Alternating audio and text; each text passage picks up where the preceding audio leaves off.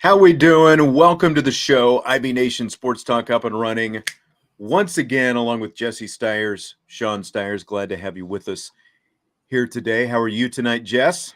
I'm good. Glad to be done with work. That's the main thing, and now we get into the fun work. So I'm excited. Yeah, and I thought that we would just kind of bring out a topic tonight that would basically just be like waving a baby in front of a pit bull. Let's just, we're going to talk about the offense.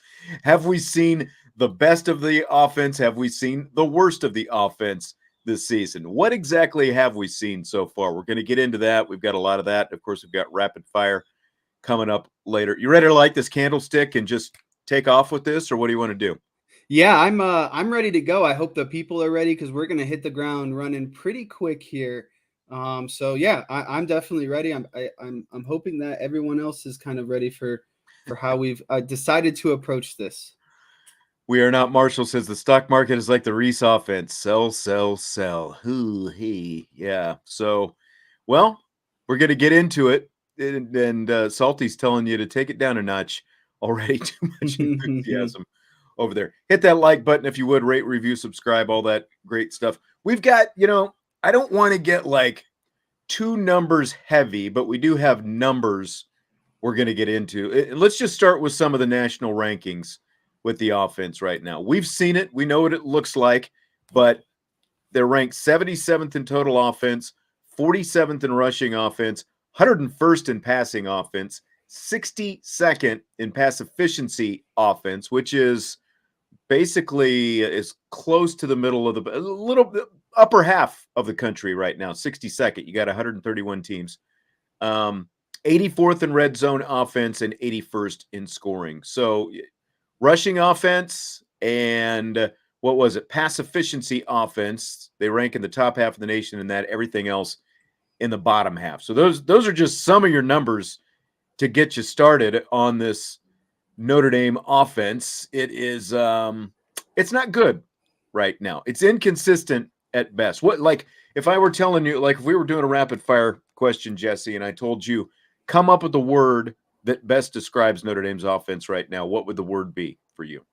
Inconsistent, and that's like, I'm not trying to be funny or like bias, or not biased, but like, copycat or any of that stuff. It's just inconsistent. Some weeks they pass and run bad, some weeks they pass bad, run well, and then the weeks that they did the best, they pass and ran the ball effectively. So that's kind of the thing that I looked at the most here is, what combination worked, what were they doing in unison together, and that's I think we'll get some pretty jarring results. It'll be pretty obvious, why they did bad in certain games and really excelled in other games, the way we have this formatted this week. We Are Not Marshall says they're ranked number one in potential. And then I we've would got some agree other with that. suggestions. Nigel says awful they have been. Alan says sick. You would agree with that? Ranked number one in potential? Like you like the potential of this offense still? I love the potential of the offense. It's Okay. just they got to be like, I'll say it until I go blue in the face. If they can find the combination in which they can run and pass the ball effectively off one another, I don't think that teams can beat them, because if you can run the ball well and you can run play action off of it, I think that they can do a lot of simple but effective things in this offense. And that's really what it boils down to, is they have to be able to do both phases in unison. You have to be able to run and you have to be able to pass. You can't just do one good and the other mediocre. To me, I break the season down into three different tiers right now. Ohio State and Marshall is the first tier when Tyler Buckner was still the starting quarterback, because completely different offense than what they've been doing since then. They only ran for 76 yards against Ohio State, threw for 177. They played a grinded out kind of game, trying to stay in the game. They did stay in the game, but obviously didn't win. Marshall, again, Tyler Buckner's last start, ran the ball a little bit better for 130 yards, threw for 221, 351 total yards of offense, again, against Marshall, against that team. And then the middle tier, I break Drew Pine into two different tiers. The Cal, North Carolina, BYU tier, when we saw good Drew Pine, borderline, we obviously saw some bad Drew Pine as well, but we saw, like, when you look at the balance of the numbers, 70 he completed 72% of his passes in that stretch. They had good balance against Cal. They ran for 147, threw for 150, nearly 300 yards of offense.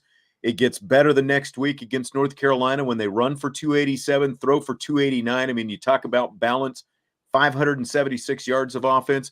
BYU, pretty good defense that they just ran all over for the most part. 45 carries, 234. Well, I wouldn't say ran all over, but they ended up with 234 yards. They threw for 262, nearly 500 yards of total offense. But that was good, Drew Pine, when Drew Pine was completing better than 72% of his passes. But then we've had bad Drew Pine the last couple of games, looking more like the first half. Not, I guess I shouldn't say looking like the first half against Cal, because he was throwing the ball all over the place there. That was the extreme. But under 50% of his passes the last couple of games against Stanford, when they ran for 150, threw for 151.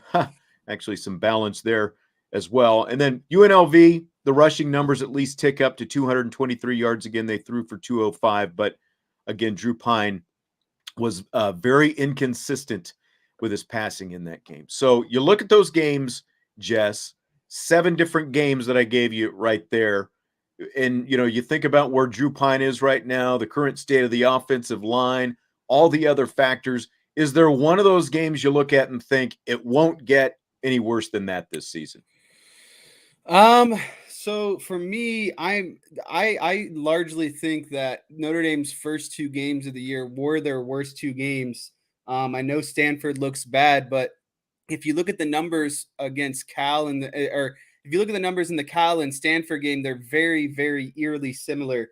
Almost, in a game where they, won by 1 possession and lost by 1 possession. Yeah. So for me, I think the game in which they played the worst under Drew Pine has to be Stanford. If we're talking overall, as a team, I would say that the worst game would come against Ohio State. But obviously, that's first game of the season, a ranked opponent, so that one you kind of don't look at as much. But for me, Stanford and Marshall are the worst 2 games, and Cal is kind of closely behind. And I think they got away with some things against UNLV just because UNLV is a poor team. UNLV, yeah. I think if they played UNLV, or if they had the same performance that they did against UNLV, against Stanford or Cal or really anyone on their schedule, I think that they lose that game potentially.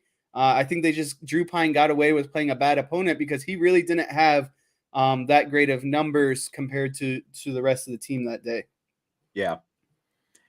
The Stanford game is still the big stinker to me because, again, like, can you go back to Marshall and say that? Probably. But again, you had a different quarterback than what you've got now. You're with your number 2 quarterback. Things are looking pretty good for 2.5 games. Again, throughout the first half against Cal, but North Carolina and BYU, they're on the upswing again. And then all of a sudden, you've got Stanford.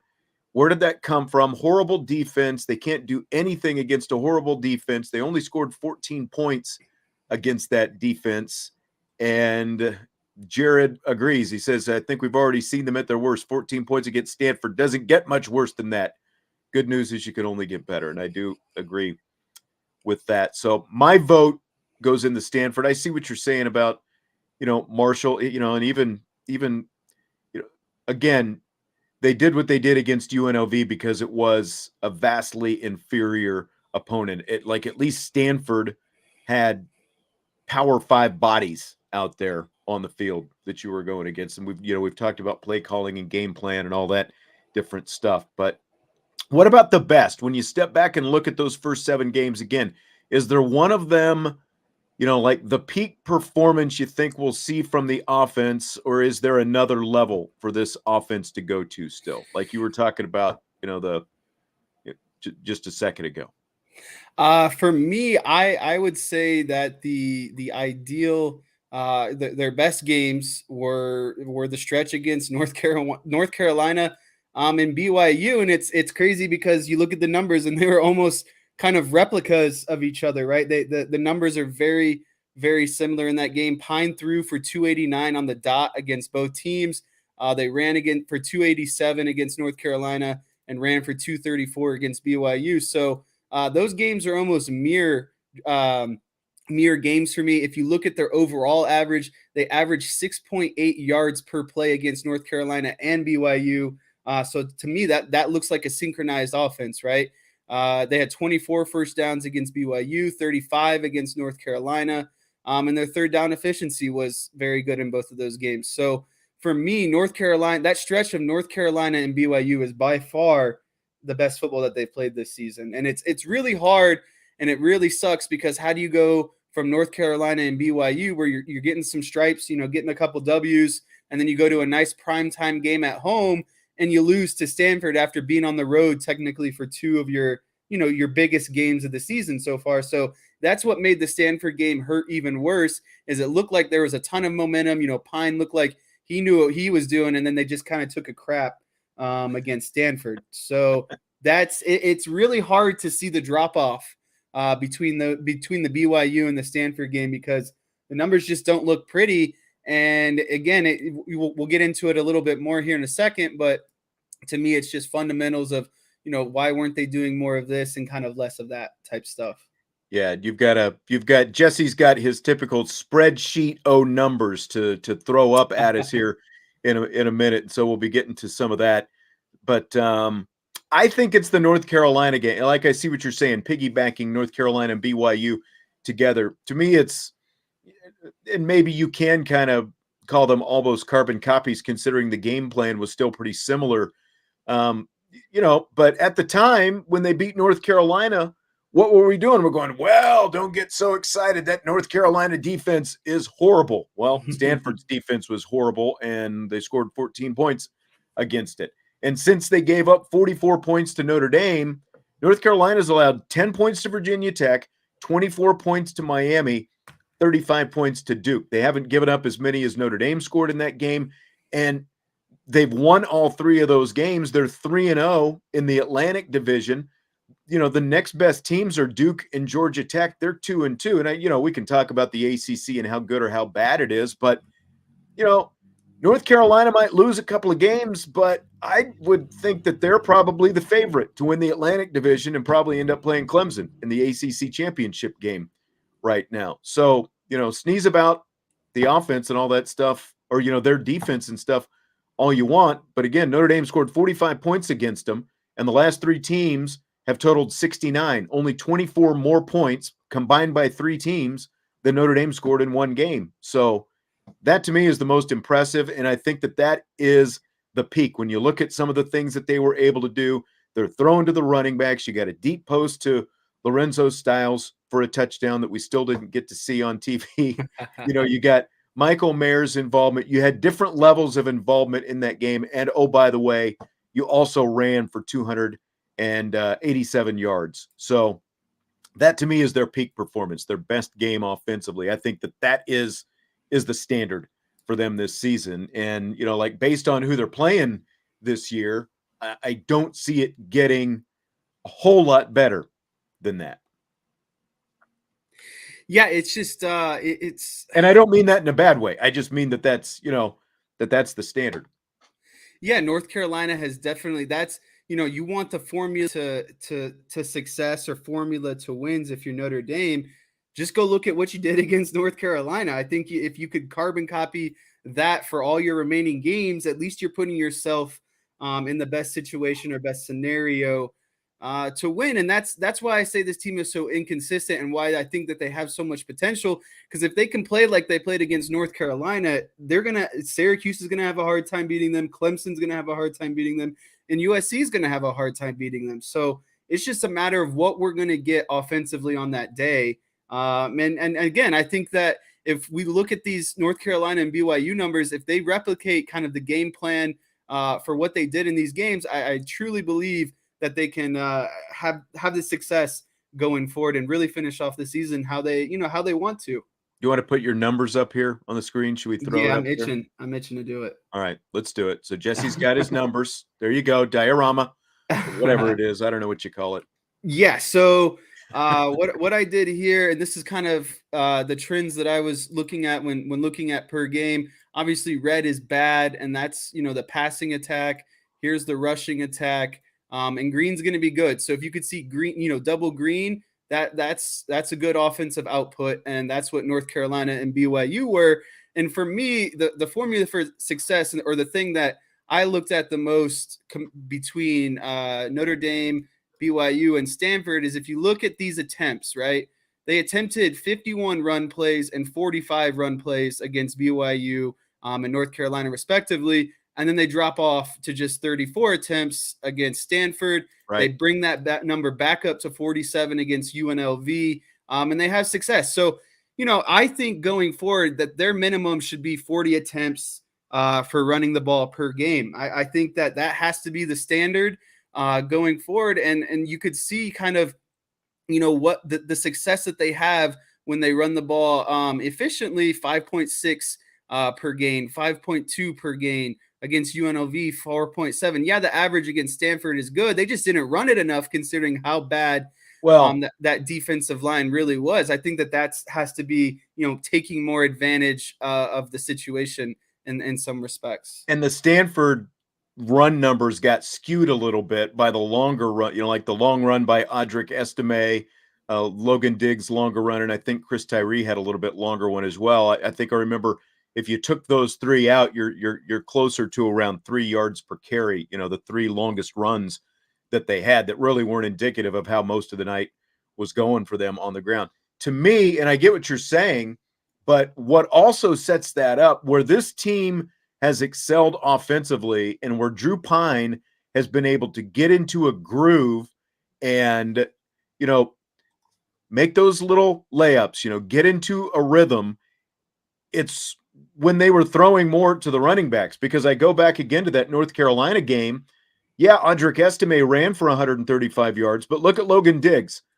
50 yards rushing on 10 carries, 65 receiving yards on 3 carries. Chris Tyree, 15 carries, 80 rushing yards, 4 receptions for 24 yards. So Tyree and Diggs combined for 7 receptions for 89 yards against North Carolina. Here's, like, if I break it down, again, if I do the last 2 games, Stanford and UNLV, and then I break it down with the 3 games where they had their most offensive success, Cal, North Carolina, BYU. So here's Drew Pine in his last 2 games.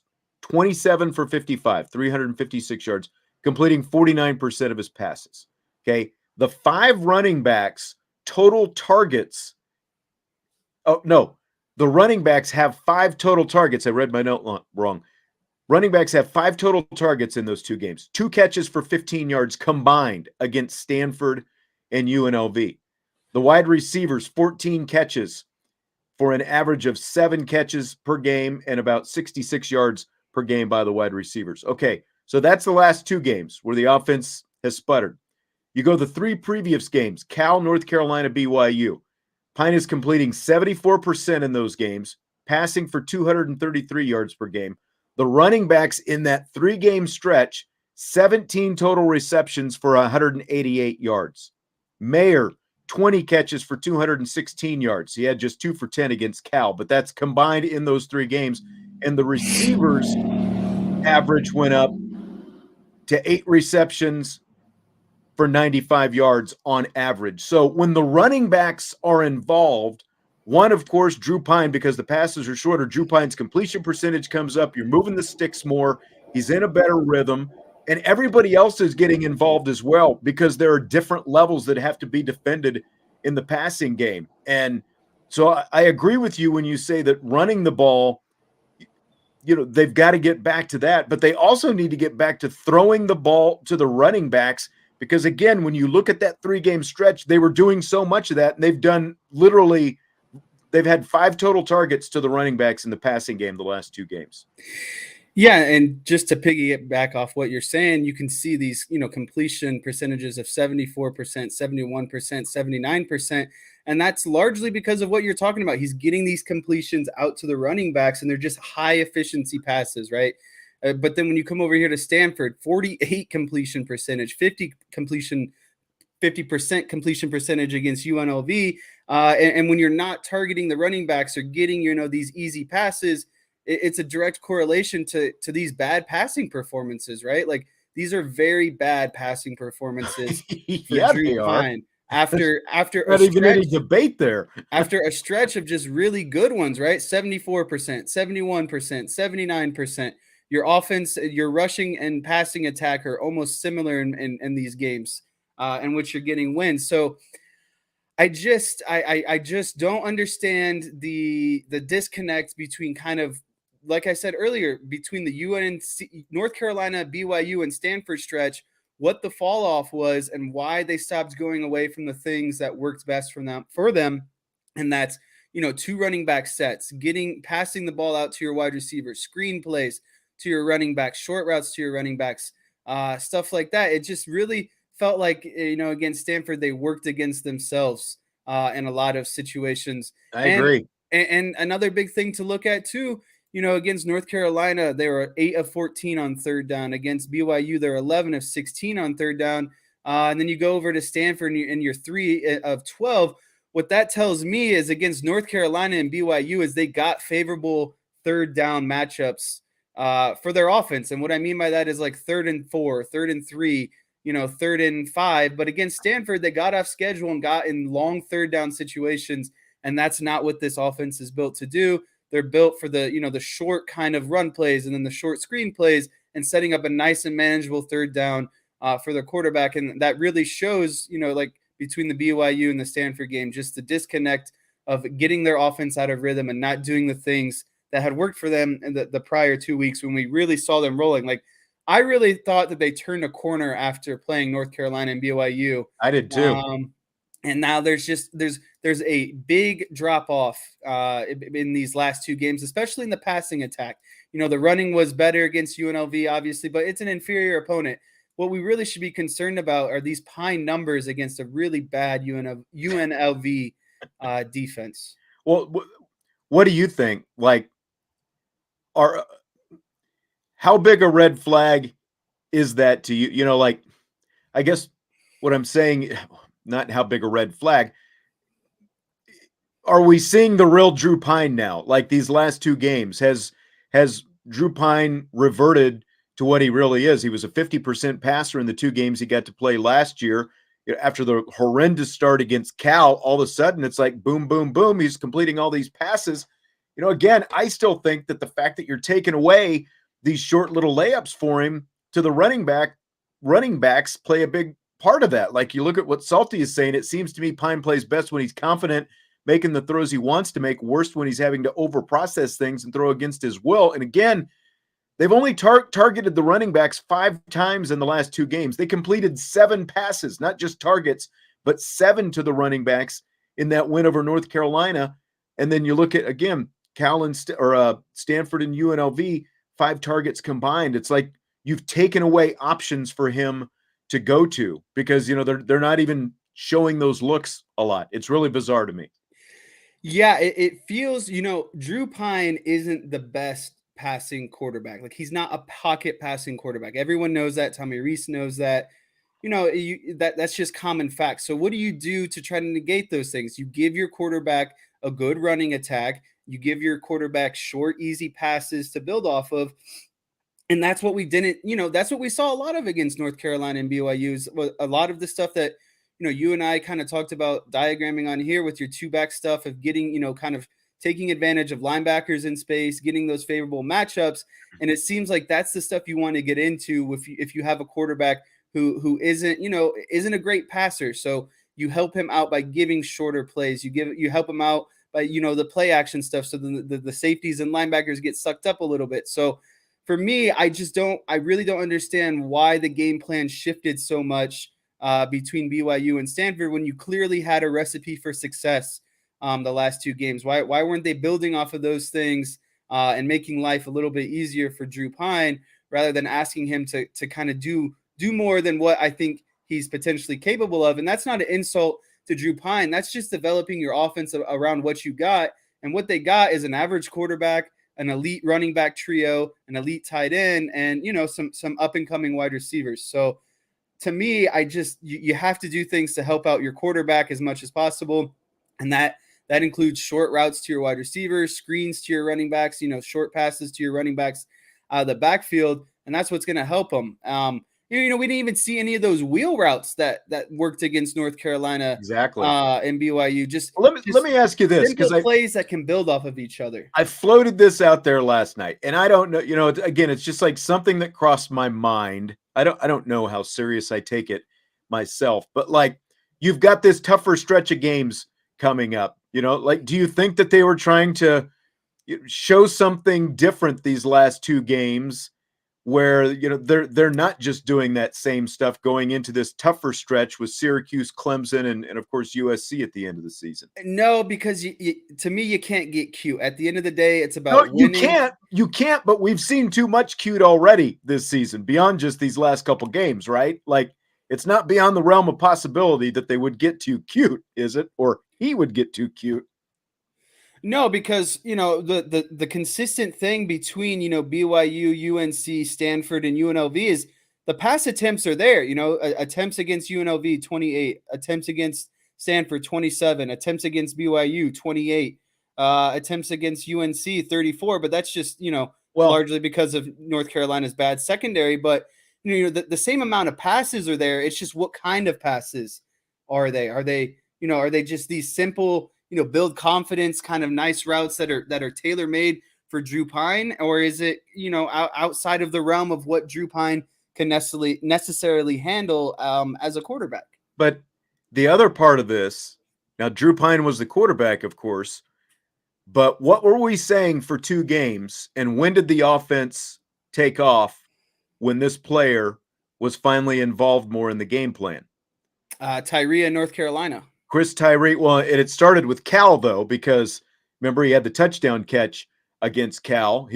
He got more involved against Cal, and then you're right, against North Carolina had the bigger game. Well, Chris Tyree, they're not playing to his strengths at all with what they're doing when he is on the field. And Marcus Freeman talked this week about playing to the strengths of the personnel. Chris Tyree against Stanford, 8 carries, 25 yards, 1 target, no catches, just 1 target in the passing game, just 3 total targets for the running backs against Stanford.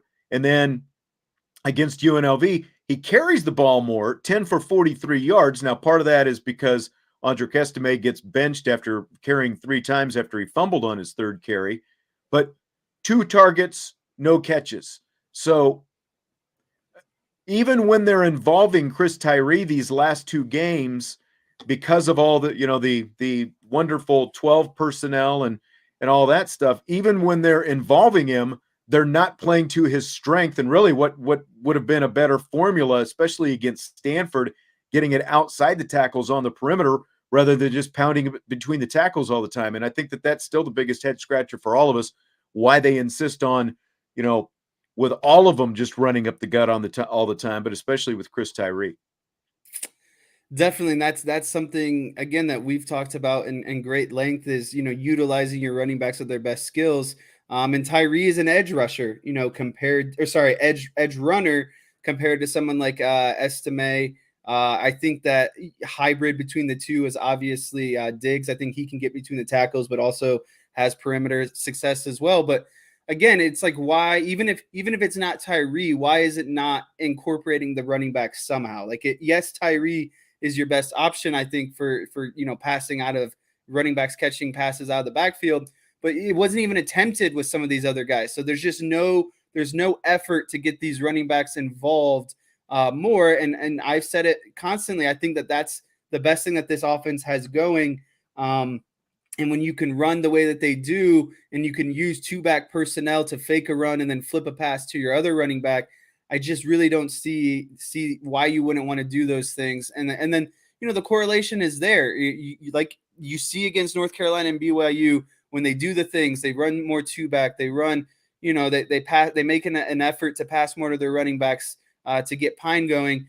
There's just overall more offensive success and both units are going in the passing game and the running game, and they're working off of each other, right? The run sets up the pass sets up the run. Well, that wasn't the case against Stanford. The run couldn't quite get going to its best potential because the pass also couldn't get going, and vice versa. The pass couldn't get going because the run couldn't get going. And luckily against UNLV, that they had a bad opponent because the offensive numbers passing wise weren't great. against UNLV, and the run offense was honestly, pretty average. Yeah, did they get over 200 yards? Sure, but they only averaged 4.5 a carry, which is still pretty solid. But you'd like to see those numbers a little bit better, considering who the opponent is. Well, the other thing in these two games, 3 two-back sets against Stanford, 1 two-back set against UNLV. And again, I can understand it maybe a little bit more against UNLV because you figure you should be able to play smash mouth and all that stuff. Maybe you don't need two backs as much, but against Stanford, again, like attacking the perimeter, I think is where the game could have been won for them, but it was lost instead trying to run between the tackles and not using the running backs out in space trying to attack Stanford with that. Is there, as you look at this now, do you think the two back stuff, whether it's 21 or the periodic 22, do you think that more of that is the way to go against some of these teams going forward? I do, because again, what is the main goal with two back is you're creating matchups that are favorable. So even when you're running the ball, yes, you're taking away, because what's the difference between 21 and 12 personnel? Well, you're just swapping out a tight end for a running back. So essentially, okay, that's you're assuming that's someone that's going to be better in the run blocking, but you can still accomplish. You're also not tipping your hat that you're probably going to run between the tackles by throwing an extra tackle up on the line. Not to cut you off, but just to add to that. Right. And so, the argument would be with two backs versus two tight ends is, obvious. You're thinking that you might not be able to run the ball as well, but you could still use that running back as a decoy, as a blocker for the other running back. You can still accomplish, which they did a lot of when they did it. Yeah, you could still accomplish the same looks. You're just replacing the tight end with the running back. And then you're getting the favorable matchups that come off of that. You're getting linebackers matched up with your running backs, and you're getting teams that have to commit more to the box. So then your wide receivers are left, for some more one-on-one action. So for me, the two back is ultimately the best set because of what you can pass and run out of both of them efficiently. You're not losing any, you're not losing anything in the run game. You're not losing anything in the pass game. And to me, you're adding in the pass game because your running backs are some of, proven to be some of your best playmakers in space on this offense. So why not give them the ball in space and let them go to work? And they block well. They can all block. They wouldn't be on the field if they couldn't block. But like I saw, a clip of Audric Estime blocking downfield the other day. He's got speed and power, and he blocks well. Logan Diggs can block well. They all pick up the blitz. They do all this different stuff. I just like the body type is they need more of that. They need more quick twitch, not long twitch on the field out there. They don't need more tight ends. They've got the best tight end in the country. You can live with one tight end. I'd rather see a couple of running backs out there. Now, the estimate piece to it has to be solved in terms of, is he going to hold on to the ball or not, and how you're going to address that.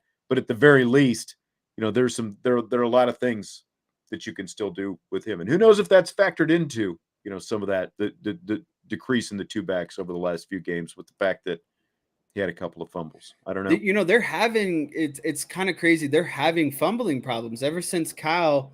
They're averaging a fumble lost per game. So that doesn't even take into account, overall fumbles. That's fumbles lost. So, that's not good. You can't give the other team extra possessions. Those fumbles are largely, Pine and Estime contributing to those.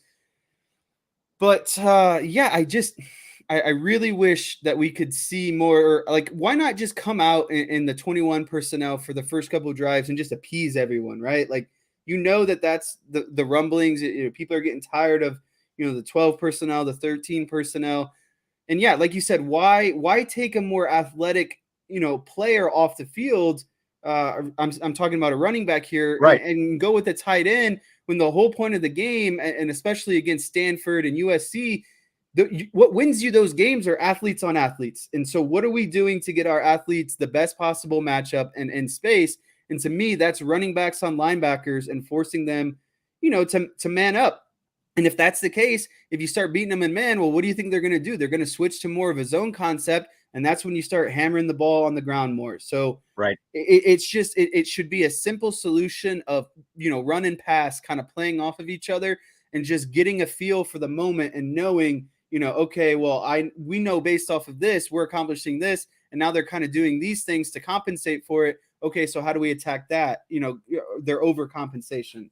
So yeah, I really, really, to me, would like to see more of the two-back set. I think we saw, with the numbers against North Carolina and BYU, and a lot of that was in play, and the success they had on, both run and pass, that's got to be the formula going forward. If I'm Notre Dame, I throw out all the film except Notre Dame and North Carolina and BYU, and I just consistently watch those games if I'm Tommy Rees and figure out, this is the formula. It's to the point in the season where you got to have the formula, right? Like you got to know what works for you and what doesn't, and what's gonna, accomplish these wins. And I know Tommy Rees is smart, and I know he's just as analytical as someone like myself. So it shouldn't be an overly hard task for him, right? Like these are the things that I feel like he should already be kind of looking at. Yeah, and I mean, if you're going to go up against two of the tougher teams on the rest of your schedule, Syracuse and Clemson, you want to go with the stuff that's worked for you. And what's worked is all those elements that we talked about. We are not Marshall. Thanks as always. Can we just get a few likes? Can you just hit that like button while you're sitting there? You're sitting there, maybe you're eating your crackers, or you're finishing dinner or whatever, drinking a cold one, whatever it happens to be. Just hit that like button if you would. We always appreciate it. All right, Jess, we've got a little bit of a quicker show tonight because I have somewhere that I have to be after the show tonight. So, are you ready for rapid fire? I am ready for rapid fire. Let's do it then. And we're going to start off with this. We've been talking a lot about the running backs. Fill in the blank. Notre Dame's leading rusher this season will be blank. Notre Dame's leading rusher this season will be Audric Estime. I think Audric Estime is the perfect, for how their offense is run. When Estime starts, when you have running backs who share loads like this, and you can pound Estime like you can in the fourth quarter, I believe that Estime will take kind of the lead here. I think that defenses get worn down with an already physical attack. With the offensive linemen and the consistent pounding of the ball. And by the time the fourth quarter rolls around, that's prime Estime time. So as long as he doesn't fumble, I think Estime is going to be the lead back just because of his powerful downhill running later in the game. Tyler is right there with you. As of right now, Estime has 70 carries for 442 yards. Diggs has 75 for 349. So he's a little more than 100 yards behind with 5 more carries. He started slower, though, because he was running more against Ohio State. Chris Tyree, 70 for 308. Really, what I think this comes down to, and I mean, I think we all love Audric Estime and just, what he is able to do, but he's got to hold on to the football. I don't think it would be as close as it is right now. I don't think Diggs would have had his 28 carries for 130 yards if Estime doesn't fumble for the third time in 4 games. And now, as Vince said yesterday, the first one was when he was reaching out for the goal line against North Carolina. So do you really count that? I don't know. But maybe it's gotten in his head a little bit. And that's what I'm worried about with him right now. Is it in his head? And the way Logan Diggs is running, can he catch him? And that's what I'm trying to balance right now. And at least for the short term, we're going to see less of Audric Estime until he proves that he can hold on to the football. And the way Diggs is running right now, really like it. So I'm going to say Diggs just edges him out. Like if everything went the way the formula was going, where you're using Diggs, you're using Tyree, and then you're mixing in some Estime, and then in the fourth quarter, all of a sudden, here comes the sledgehammer, and you're pounding with Audric Estime, I would have no doubt that it's going to be him. But there's just enough doubt right now because of the fumble issue. So I'm going to go with Diggs just overtaking him when they come down the home stretch. All right. I just saw a super chat, and since it's a super chat, you're going to have to answer to this. ND Nation says, Reese is smart. Please explain. Thanks. Tommy Reese. Tommy Reese is smart, but like a lot of smart people, he gets in his own way with kind of getting too smart and Yes. overcomplicating, and that Sometimes you is can be too smart for your own good. his issue right now. You and I have talked about it a lot, and I'll just say it again. He just needs to simplify down to his base on what works, and then use all of his other concepts and fun ideas off of his kind of foundation and base of things that work. Yes, Tommy Reese is a smart guy. He's just too smart, and he's overcomplicated. He's gone. I think he's getting too cute and too complicated, and trying too many things of what could potentially work rather than sticking to what he knows works and what he knows his team does well. So for me, that is kind of my answer to that question. He's just too smart for his own good. Man's got to know his limitations. That's right, Salty. Okay, so kind of on that subject, Jess, when asked about Mitchell Evans' run plays against UNLV, Michael Mayer, after the UNLV game, said Irish offensive coaches will come in all the time with plays they see in NFL games, and then they try many of them out in practice. And that was kind of the origin of the Mitchell Evans, the Travis Kelce, Kansas City Chiefs tight end play. So what do you think about that? It just kind of feeds into what we were talking about. Like, at this point in the season, I feel like you really shouldn't be introducing too many crazy concepts. Like, am I okay with the fourth down play where the tight end comes in motion and comes under center and does the QB sneak like that? Sure, that's just a quarterback sneak. Except Drew Pine is a small quarterback. Who's running a quarterback sneak with Drew Pine? It's a very efficient play when you have a bigger body. Like Jacoby Brissett for the Browns is like 32 of 34 at QB sneaks. It's not because he's a good quarterback. It's just because he's a big body and he's hard to tackle. And so, I'm okay with that kind of stuff of, the smaller things like the wrinkles, like the play. Here's what I tell you all the time. I feel like an offensive coordinator going into every week should have 2 to 3 plays that they have never shown before that's inside the 10-yard line that is guaranteed to get you a touchdown, like the Philly special or the Statue of Liberty, whatever play it and is. Tommy has to have them as much as he, as big as his playbook is. He's got many of those he could break out at any given time. Right. So I'm okay with having, these maybe like 2 or 3 plays per week that you haven't shown yet that are maybe, some kind of out there concepts, but those are kind of like your trick plays or your plays that, you're just showing for when you need a touchdown or something like that. So, it's pick and choose. And I know that's a crappy answer, but I just think it shouldn't affect your everyday offense. It should be right. your kind of, you're throwing your wrinkles offense, like stuff that teams haven't seen, stuff that's not on film. And again, stuff where you need a touchdown and you want to show, run something that'll catch the other team off guard. Yeah. You can spend a 10-minute period, work or a 5-minute period or whatever, working on a play like this or whatever, as long as it doesn't consume the time that you need to be spending to get your offense working. And and I guess that's what, like, hearing this, and it's like, oh yeah, coach shows up, they've been watching NFL games and they show up and they see this play and we try to run it. It sounds cool because, like, especially from the college player's point of view, it's like, ooh, we saw this in the NFL. So you kind of it's got a little cachet to it, so the players are going to buy in. Well, Travis Kelce could do this. So let's see if Mitchell Evans can do this. And I don't necessarily mind that because, again, like a short yardage situation, they needed something and Drew Pine had to go out. It was ready to go. They were able to go in and run it. It got him a first down one time and it got him a touchdown the next time. You just don't want to be spending too much time on this kind of stuff when your offense is broken the way it is. And the offense is broken right now. More time needs to be spent on actually running the offense and doing things that work on a consistent basis. So that's what kind of struck me about it. Like how much of these plays are actually coming, how many they're doing them in any given week. I don't know, but I just don't think you want to be spending too much time on that kind of stuff. You don't want to add saturation, I think is that's the right. best way to put it. The whole keep it simple, right? Like just like what you were saying, you need to have those plays you can pull out of your bag when you're down there in the red zone, and that would help them be a better red zone team because they stink in the red zone right now too.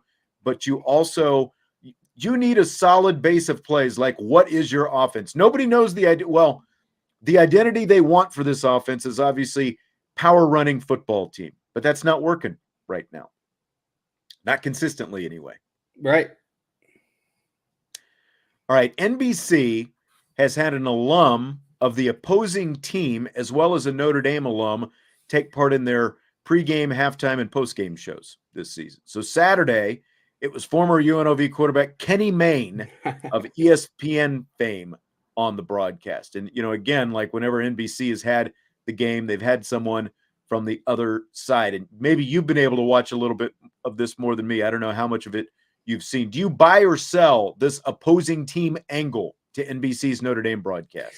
I really don't mind. I think it's kind of it adds another dimension to it. I get it that it's an NBC product, so it's a Notre Dame product, but it's nice to have someone from the other side, especially when these kind of big, like UNLV, but when you have a bigger game, against having when you have larger opponents at home and you get to bring in. It's just another side of another perspective, right? It lends to thinking about things in different ways. And so for me, I just really enjoy that they have, the different side. They could be all Notre Dame if they want to, but the fact that they bring in, a Notre Dame alum and a visiting school alum, I just think it makes it more fun. It makes it more diverse. I never knew Kenny Mayne was a quarterback for UNLV, so it's just I didn't either until they started talking about him. Something you learn. So for me, I enjoy it. I know, like I said, I know other people might not like it because it's it's the NBC, it's the Notre Dame product.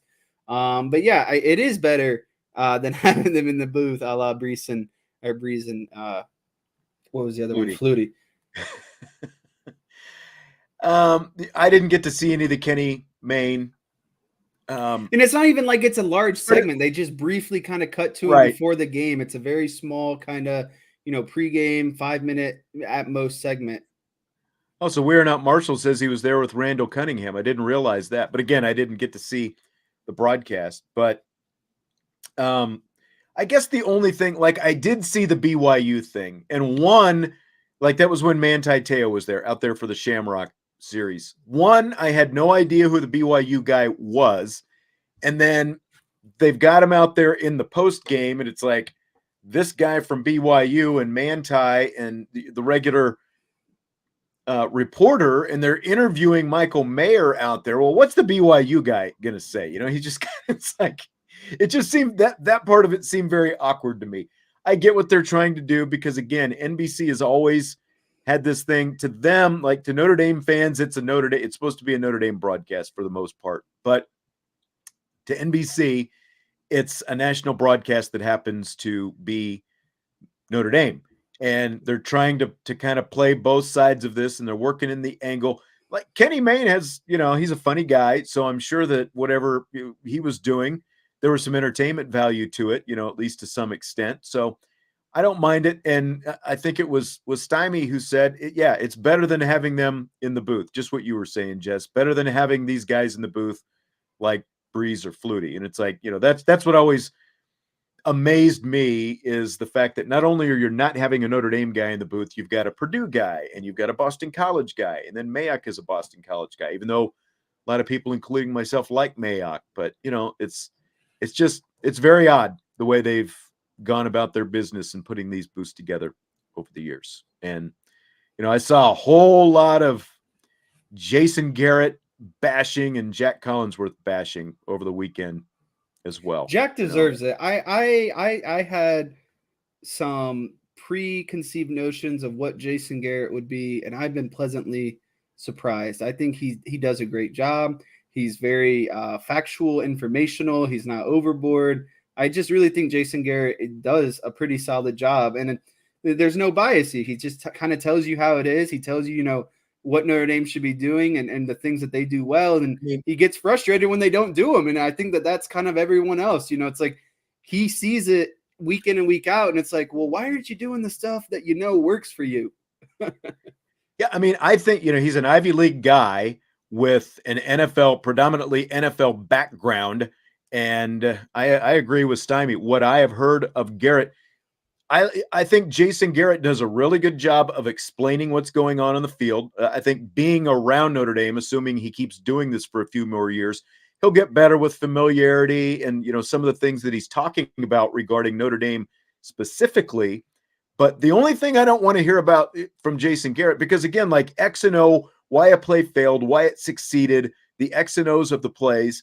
I think Jason Garrett does a really good job without being overly technical, which is sometimes what Drew Brees, I thought, could get into. Maybe there was too much, and that's definitely. I mean, it's literally why Mike Mayock doesn't have a job. Didn't have a job before he moved on to the NFL, was because he talked in too technical terms. NBC kept telling him, stop being so technical because you're talking to a large audience of grandmas and moms and beyond just diehard football people, and he wouldn't do it. And that's literally why Mike Mayock was gone. But I think Jason Garrett does a good job of that. The only thing I don't want to hear from Jason Garrett is game strategy stuff, because you and I know very well the stupidity of many of Jason Garrett's. Well, it's funny because I honestly strategy. He contradicts himself compared to what he did as an NFL coach. It's really weird because it's like you say these things, but like did analytics just hit you? Like what were you doing while as a coach? Because all the time it seems like he's like, yeah, I'd go for it here if I was Marcus Freeman, and like he never went for it with the Cowboys. You never went for it.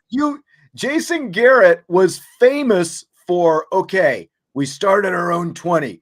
We march across the 50. We march across the 40. We're inside the 30. Now we're going to downshift because we're in field goal range, and I don't want to risk missing the field goal. So I'm more willing to settle for a field goal than I am in taking a couple of chances going for a touchdown. That was like the Jason Garrett offensive philosophy by and large, and it was so frustrating. And you're right, like to hear him say, "Oh, I'd go for it." No, you wouldn't, because as you said, you never went for it. That was like the only good thing that came out of Mike McCarthy's first year was like he went for it a couple of times, even if he didn't always make it. It's like, well, we got somebody who'll go for it on fourth down. It was different. Fill in the blank, Jess. It's blank that Jim Nantz will be stepping away from calling March Madness after this year's tournament, and Ian Eagle will be taken over as the lead TV announcer. It is disheartening that Jim Nantz is taking a step away. He's obviously iconic for the March Madness and everything that he brings to college basketball, and it just enhances the product and the viewer experience. So at the end of the day, and that's nothing against Ian, but I think that he can potentially step up and do what he needs to do. But for me, it's just I enjoy listening to him. When you think of March Madness and college basketball, that's kind of one of the things that you think of. So definitely disheartening to see him go, but hopefully it's you never know what the reason might be, or when it does come out, hopefully it is something. It's a better opportunity for him. Yeah, I agree, and like I enjoy him more doing March Madness than I do the NFL now. I feel like it's kind of been up and down with that Romo booth. Like they were doing the game the other day, and like there were some questionable, angles they were going with in that Cowboys Lions game that I found a little bit surprising. But it's that booth sounds just a little bit more disjointed than it was early on. But he's been so great at basketball for so long, doing all the Final Fours and March Madness and everything else. But he also doesn't call a whole lot of college basketball other than when it comes to tournament time. And I guess he's doing this for family stuff. He's going to, step back so we can have more time with the family. He's still going to do the Masters, still going to do football and all that stuff. So he'll be around, but it's going to be different. Ian Eagle, he's an East Coast guy. I know a lot of people love him. I guess maybe because I don't hear him as much. I think he's really good, but he's not one of my favorites. But so it's going to be a different sound to get used to. He definitely, like, there were some calls that he had last year where he was kind of getting in some of the zingers and that kind of stuff. So I don't know. It's going to be different. It's going to be a lot different for sure. I think I'll miss Jim Nantz. So got one more go around.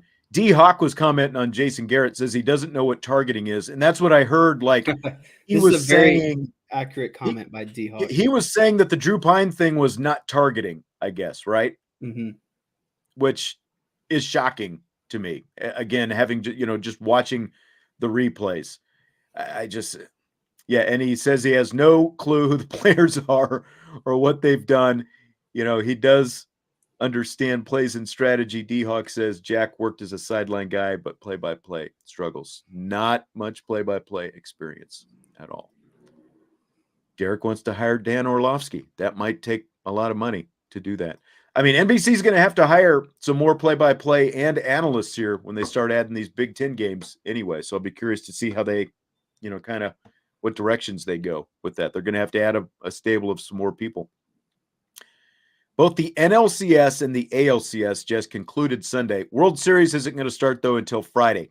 Should they be starting today instead of waiting almost a week to get the World Series started? No, I believe that you plan for 7 games, and that's a team earns those days off by winning 4-1 and sweeping another opponent. I know it sucks, but to me, you've earned those days off, and I more so would like to see all of the pitching kind of rested up, and we get the best performance once the World Series starts. So I don't mind it. I think that it's scheduled that way, and like I said, they earned it by the Astros sweeping the highly paid frauds of the New York Yankees, and the Phillies kind of handling their business against the Padres. So for me, like I said, they've earned that time off. I know it sucks that we have to wait, and it seems kind of stupid, but they can't predict that a sweep would happen, and another series would end in 4-1. So for those reasons, I'm okay with it because they earned it by sweeping another team. They played that much better. And they get the reward of resting, and most importantly, their pitchers get to rest. Yeah, and I get that, and I've seen a lot of people, talking about why don't they just start right now? To me, it would be great if they could because they're going to start on Friday night, okay? High school football, Saturday, then you've got college football. They're going to go into the weekend. I think it goes 2 and then a day off, so it's like you go up against football, I guess is my point, on the weekend. And that makes it tougher when there's nothing going on these next few days. So it would be great. I understand, you got TV involved, network TV and all that stuff. You can't just change the network TV schedules and all that stuff so easily. But I think it would be great if they could. It's really more convenience than anything. So because it's like it'd be great to have a World Series game to watch tonight instead of, I don't know, whatever is on. It looked like, there we go. We got thrown a nice question here. We got a super chat. So David says, let me ask this. When it comes to targeting and the offensive player lowers his head helmet, is that fair? Absolutely not. I think when a defensive player, and this is obviously biasy on my end, I'm a defensive player, but when the defensive player starts his tackle or starts, the fundamentals are breaking down into tackling form, you can't account for what the runner is going to do with their head or helmet. And so if I've started the process of my tackle and the offensive player lowers their helmet, then absolutely I don't think that that's fair because I've started my tackle, and the runner has put himself in a bad situation by lowering their head or helmet. So for me, I'm okay with seeing, when's the last time we saw an offensive, targeting or head to head. Oh, I know. Those are need to be taken into consideration because too many times you see these shorter players kind of put their heads down, and to finish off these runs, and it's really not fair to the defensive player who's already kind of has to deal with the ramifications that come with targeting and really trying to make sure be conscious of where they're placing their head, and obviously that comes down to good fundamentals. But at the end of the day, I just don't think that a defensive player should be compromised after starting the process of their tackle. Right. I mean, the biggest thing, because you're reacting as a defensive player, you have to react to what the other person is doing. And like you said, you can't anticipate where the other guy is going to run, let alone what his head level is going to be and all these other things. The biggest thing that you want from a defensive player is just that you're not leading with your helmet. I think that is the intent of this, not only to protect the offensive player, but to protect the defensive players as well and try to cut down on the neck and, spinal cord injuries and stuff like that, making sure you're not leading with the crown of your helmet, especially. And like Marcus Freeman said the other day, when you look at the way JD Bertrand has made these plays, like the first one, he definitely, was like launching himself upwards into a receiver, a defenseless receiver, after the ball had already been gone. There was no reason for him to do it. But the other two, the North Carolina play and the play this past week against UNLV, he's leading with this face mask. Like the UNLV player, again, like the UNLV player with the hit on Drew Pine, he's leading with the crown of his helmet. I don't know how that doesn't even get looked at for instant replay. But again, that wasn't the question. The bigger question was, is it fair? No, it's not fair, because you've got different sizes and shapes of these players, and the defensive players have to react to them, and you can't predict how where a guy's head is going to be when the play is over. I liked the follow up. Does the defensive player get trucked because the offensive player becomes a battering ram? Those, as a linebacker, those are the hardest running backs to tackle. Those guys who just put their helmets down, get low, and essentially spear you. Like, I remember taking spears to the chest from this running back that was just like, he was just a muscle ball, and he was so low, and he would just like headbutt you every time. And it wasn't fun, but every time you just had to get in there and just kind of stand. Hamster. Yeah, you just had to like stand your ground and just kind of know what was coming. It was more of like the fall back and wrap and kind of roll with it, right? Because you knew you weren't going to get necessarily lower than that guy, and just the overall strength. That's like the least favorite scenario when tackling someone, is when you have a real strong guy who just lowers his head and gets low, because you can't really do much. You don't have much leverage to get up and underneath. All right, last question tonight. Fill in the blank. It's blank that the Yankees mental skills coach showed Yankees highlights, or showed this current Yankees team highlights from the 2004 Red Sox comeback win over the Yankees in the 2004 ALCS to try to motivate them when they were trailing the Astros 3-0 in the ALCS. It's disgraceful for the Yankees. The last thing you want to be remembered of is when you blew a 3-0 series lead. I'm okay with maybe showing some highlights from the season of guys who might be struggling and be like, hey, these are the things that you're capable of. Just go out there, have fun. But when you bring up bad memories, especially against your number one rival, and obviously you're losing that, you didn't go to the World Series. That guy should be fired. I think he should no longer be the social skills coach. That's like the last video that you want to bring up as a Yankees personnel. I mean, they might as well have said, hey, Dave Roberts, why don't you come give a motivational speech? Of course, Dave Roberts was the guy that stole the base in Game 4 that started the whole comeback. Or, hey, Big Papi, why don't you come give a motivational speech to the Yankees? It's like your biggest rival and the biggest flop in postseason history, the biggest comeback in postseason history, depending on how you want to look at it. But it is literally the event that ended the Yankees' dominance after they had gone to the World Series for 5 of the 6 previous years, and of course winning the 3 straight in the late 90s and 2000. And if they finish off the Red Sox in 2004, there's no doubt in my mind that they end up beating the Cardinals, but instead they've only won 1 World Series since then. In the meantime, the Red Sox have 4 in that same time, and you're showing those highlights to the current Yankees. All right. The world is a better place every year the Yankees don't win a World Series. It is. That would actually stymies. Was it George Costanza? Is that his new with the Yankees? That's funny. Could be. All right. Well, that's going to do it for tonight. Appreciate you stopping by tonight, Jesse. Great stuff. You had your stats all broken down as usual. You'll be back on Thursday, and we'll have a little keys to Syracuse victory on Thursday, right? Yeah, we'll get into Syracuse's kind of tendencies offensively and defensively, and what Notre Dame needs to do to really, take it to Syracuse. I think this is a great matchup. Notre Dame's actually favored right now, which is kind of crazy, but we'll see. I think it just depends on, do we get Stanford Notre Dame or do we get North Carolina Notre Dame? And that's really going to be the theme for the rest of the season. Yeah. I just want to identify, defensively ways Notre Dame can attack them. All right. Sounds good. We'll be doing that on Thursday. Vince will be back tomorrow. We've got the mailbag show, so bring your mail tomorrow. Jess, I'll talk to you later this week. Thanks for joining in. Hit the like button on your way out if you would. IB Nation Sports Talk.